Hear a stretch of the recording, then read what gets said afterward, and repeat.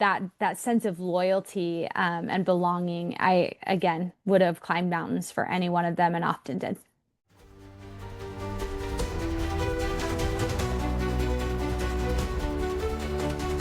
Welcome to the Loyalty by Leadership podcast, where I, Daryl Moon, your host, interview people who have been inspired by leaders, as well as leaders who strive to inspire, where we discuss leadership, insights, and strategies that add value and create loyalty.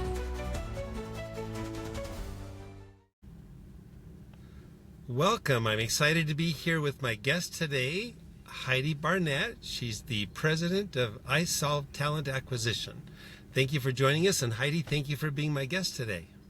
Daryl, thank you so much for having me. It's exciting to meet with someone who loves leadership and has this whole forum around loyalty and leadership, and also to be neighbors. It's exciting to be close as well. I get a chance to talk to a lot of different leaders, but not often in my own backyard. So it's fun to be here with you today. Yeah. So Heidi, tell us just a little bit about your position there at iSolved, and then we'll get into some questions about leadership strategies. Yeah, sounds good. So just this year, we went through an acquisition and became part of the iSolved world and branding over there. And so prior to that, we ran an applicant tracking system called Applicant Pro. And I was the CEO of that for almost 3 years and actually had been at the company for 13 years. So grew up there, went through a lot of different leadership positions there within the organization. Found myself as Chief Revenue Officer working really closely with our visionary and founder. And then when he transitioned, I was placed as CEO of Applicant Pro and led that team for several years, and then through the acquisition also into iSolved, which has been a whole other world of learning on the other side. So we help companies to hire and find and hire talent. So it's a really rewarding business, and it also pairs really well with my background in marketing. So it's been a really fun adventure to go on and to learn more about the hiring space and to be heavily involved in HR technology here in Utah. Well, and Heidi, it's exciting to jump in now to the purpose of the podcast, which is loyalty by leadership. I'm sure both being led yourself and leading yourself, you've seen a lot of things and in the work you do, you've seen a lot of things that attract people to companies and the leadership strategies. So give me some experiences you've had or some people you can think of in your life, whether it's work-related, organizations, community, church, family, but leaders that have implemented strategies that have really built loyalty within you. Perfect.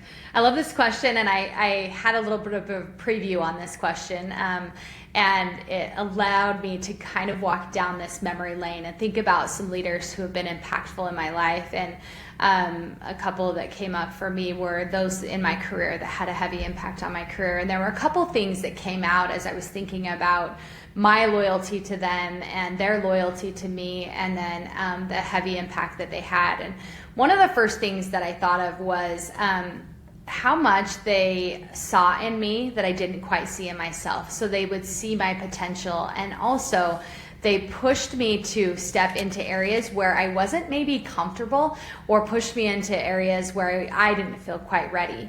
But in so doing, they provided these opportunities for me, but they also provided, some sort of safety net for me as well. So I think that good leadership looks like that, where, we're being allowed to step into a big opportunity. But if we don't allow for that safety net as well, then people might feel abandoned in that. And so that was something that was fantastic for me, where I always felt like I had opportunities placed in front of me, but I always had a soft place to land, and also a heavy level of feedback and collaboration that happened with each one of these leaders to be able to help provide me with any learning opportunities that I had along the way. And then the other piece that stood out, especially with these leaders that came to mind, was their willingness and ability to be vulnerable.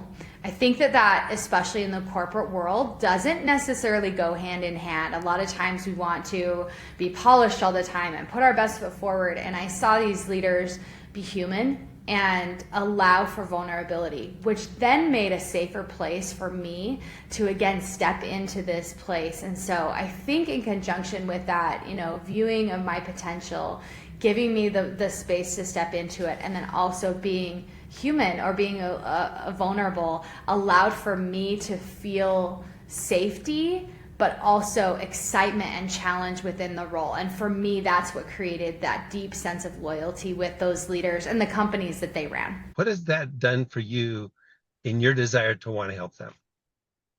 I think it's made all the difference, Daryl. I think with it came a level of confidence, right? And also I just wanted to climb mountains for them. I really wanted to see them win.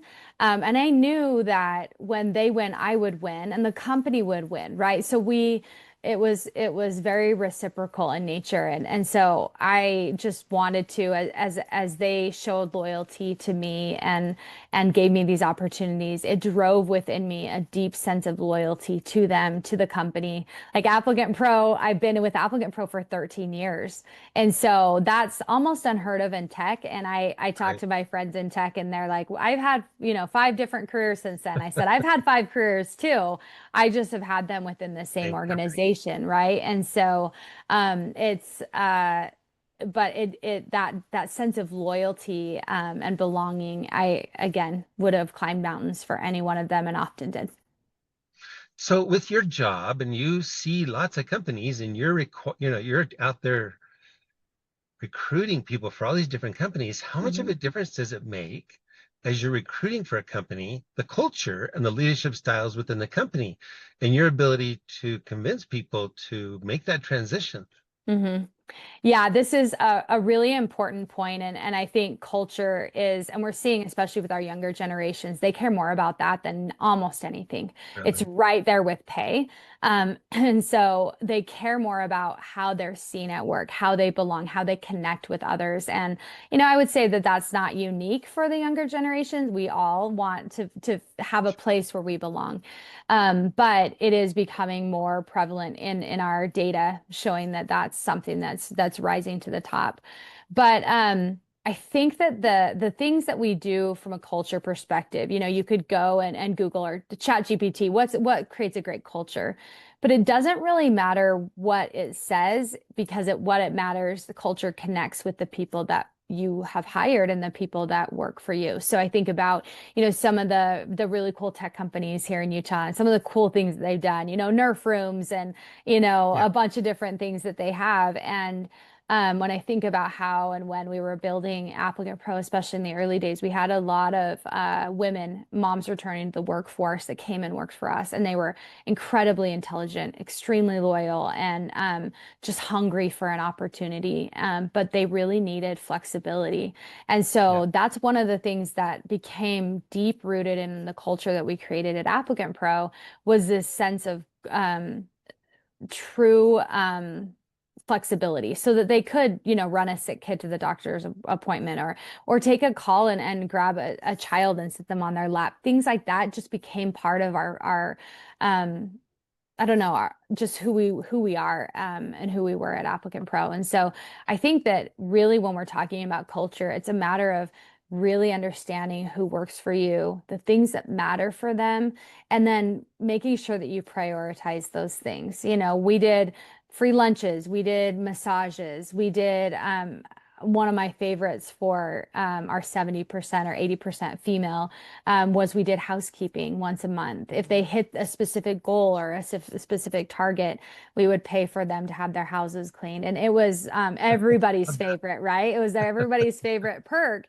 But if you were to put that in, I don't know, I have a friend who runs a men's health clinic, and all of her employees are, weightlifters and all of that kind of stuff. It would have probably have not had the same effect as it would have at Applicant Pro. So I think that the more we understand who we hire and even how we want things to progress and how you want your culture to be in the future makes a really big difference. Make that connection, understand who they are, and then loyalty will come from those pieces, right? That matter the most.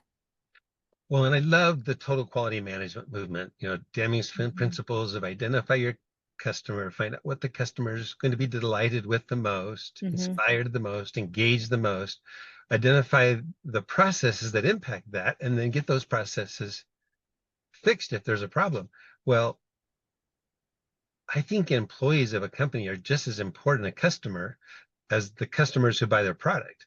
And so Mhm. identifying, like you did, for your customer, what was it that delighted them the most? It Mhm. was that flexibility. And then by monitoring and measuring and identifying, okay, how are we doing it?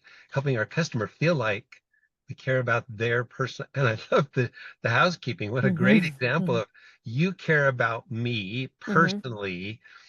You don't just care about my work that I do at iSolved. You care about me as a person, creates so much loyalty. Right. It really does. And I think loyalty also has an impact on how you recruit, because that was the other cool byproduct, which we weren't expecting when we introduced, in particular, housekeeping. Our employees would bring their friends and bring them in droves. People would come and want to work for us and saw us as a great place to work. And so as you make that connection and that alignment, it can become a recruiting tool for the company as well, right? And I've seen companies who do it really well, and I've seen companies who've really struggled to capture the vision of that. And I think a lot of it has to do with that deep sense of connection that you have with your employees. And sometimes it's just sitting with them, understanding, asking the questions. And I don't know, from a leadership perspective, I obviously have customers, but I view my employees as customers as well, and I love that word that you used in delight, because that's truly what this is about, right? How can we delight them so that they show up every day and want to move mountains for you and also for your customers. They'll go the extra mile for customers when they feel valued at work. So talk a little bit about iSolved. Give us a Mhm. little bit of an idea as to what you do. Share with our listeners what value you bring, but also maybe a little bit about your experiences working for different customers and how their leadership strategies impact your ability to recruit. Yeah, for sure. So, I am fortunate enough to lead the talent acquisition division at iSolved. And our mission is really pretty simple. We help companies stop treating hiring kind of like paperwork and really start treating it as a growth strategy. And because really, like I brought up earlier in the interview, hiring really has elements of marketing in it. So if you tell a compelling story, you can attract people. Once you attract those people, you can walk them through the process of conversion, right? To bring them over to become an employee. And really the cultural piece we've been talking about starts at the job advertisement area. I don't know if you've ever had the experience, or I was working with my daughter who was looking for a job recently, and as she read some of the jobs, she's like, "Oh, this one sounds so great." And a lot of it had just story elements. It showed, here's what you're going to be doing. It talked about getting them excited. And so a lot of that is that, moving them through this funnel and allowing them to be see themselves inside something bigger. And so that's really what we do in the talent acquisition division at iSolved. We also have a payroll division, time and attendance, learning management, HRAS. There's all the different products that we have associated with that. But from the talent acquisition perspective, that's really truly what we do is help companies bring in top talent. And I kind of wade through it. It's a really strange time to be hiring right now, just because the world of AI, we've got all these different things that are happening. And so companies are seeing a massive influx in candidates, but not all are real, not all are qualified. And so we're really trying to help them to find that talent more rapidly and find a fit, a cultural fit and a talent fit, so that they can have these employees come in, have their lives impacted, but also be able to really serve the company and to help them to continue to grow. I loved what you said about helping the prospects, the candidates, see how they fit within the company. Go into a little bit more detail about how you help companies in your efforts to support them in their recruitment, help the candidate see themselves within their position. I love Mhm. that. Yeah, I think that again, some companies we work with do this really well, and those ones they start with a real true understanding of what they're looking for, and part of it is looking within your employee base and saying, "Who I would if I could, I would clone this person, right? I would take 10 more of Sarah's." And if you find yourself saying that, then we have ways that we can help to be able to sort out what does Sarah do that we love, or what does she provide to the company? Maybe even where did she come from prior to this? And so, one of the experiences I've shared is that, we have a credit union company that um, wants someone who has a really high level of customer service.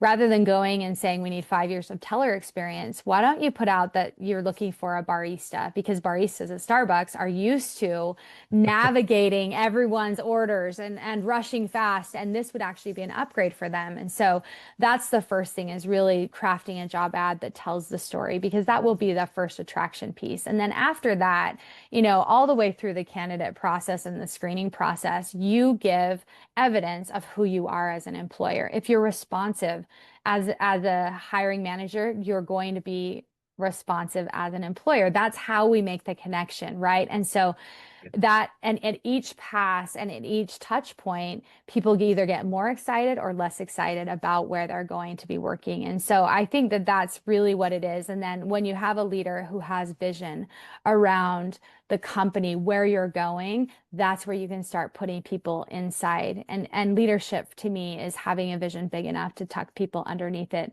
so that they can see themselves progressing, growing in their own right, and also providing value to the company itself. And so I think that for me really brings a lot of that leadership and loyalty from the employee base.